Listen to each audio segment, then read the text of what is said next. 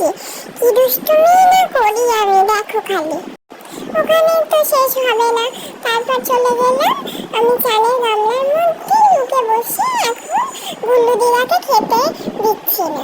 এরপর দিদুনের কাজে সাহায্য করার জন্য দেখো ফ্রিজের কাছে সবজিগুলোকে এগিয়ে দিচ্ছি। আমি কিন্তু অনেক সাহায্য করি, এরা ওরকম বলে ঠিকই। পিকাকে বলছি যে ফ্রিজটা খুলে দে, ও তো কানে শুনতেই পায় না, খালি ফোন নিয়ে ঘুরে বেড়ায়, কোনদিন ফোনটাই ছুঁড়ে ফেলে দেবো। কিন্তু কাজের মানুষ আছে। এরপর চান করে ঠাকুর নমস্কার করে দেখো প্লাস্টিক চাপা দিয়ে একবার লুকোচুরি খেলছি পিকার সাথে।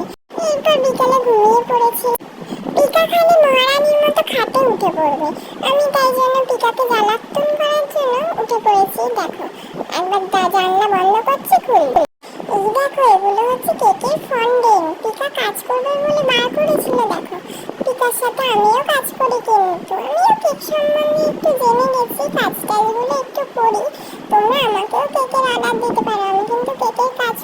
পিকা কিন্তু আমাকে কেক দেয় না বলে আমি শিখে নিচ্ছি, তুই ওর ভরসায় থাকি না।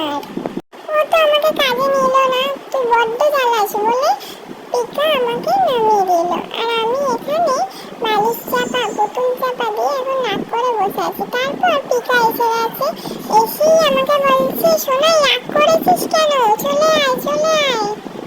আমার রাগ ভাঙানো অত সহজ নয় বুঝলে।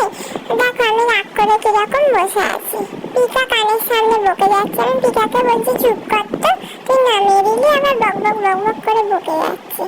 দেখো এরপরে দেখো এবার লাঠি দিয়ে মেরে দেবো।